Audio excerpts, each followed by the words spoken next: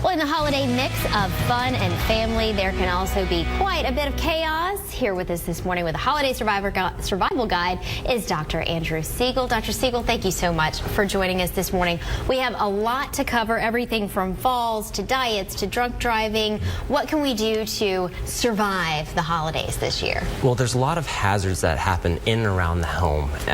Some of the stuff that actually comes up are decorations that we can just be careful of.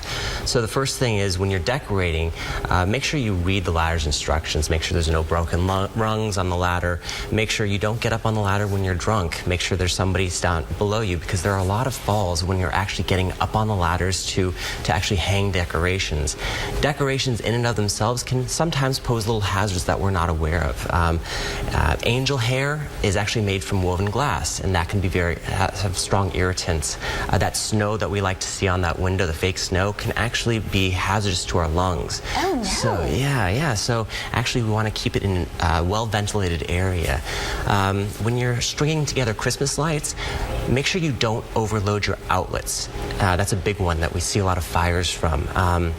And that can be really scary. I read that 13,000 patients a year treated in emergency rooms. Definitely. Of course, you know, on ranking those, a lot of them are from falls, but burns would be just a terrible consequence for something as simple as an outlet. Oh, for sure. And we want to make sure not to overload the outlets. If you see any broken strings of lights or any exposed wires, throw those away.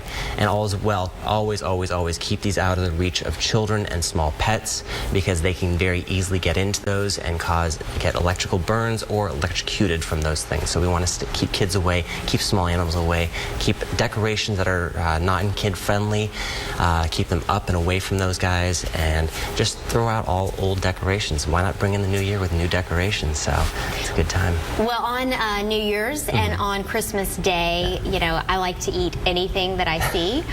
Unfortunately, that philosophy kind of carries over to my whole month from like the middle of November to the middle of December. So what's your advice for maintaining healthy eating habits this time of year? So it's easy for me to say, but try not to overindulge. If you need to get that second piece of pie, cut it in half and share it with somebody so it's a smaller size piece.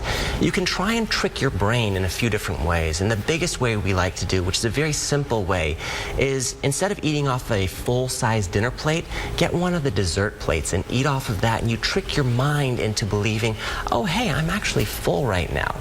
And then there's another thing I'd like to start incorporating into everybody's traditions, is after you're done with your huge meal, Christmas, New Year's meal and celebrations, take a moment to actually be active.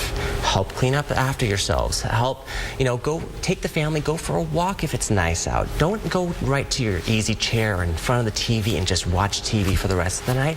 Be a little bit more active. Yes, resist the urge to marinate, as I like to call it, in the meal. And of course, the most important message is not to drink and drive. For sure. Dr. Siegel, thank you so much for joining us this morning. I appreciate it. Well, thanks for having me.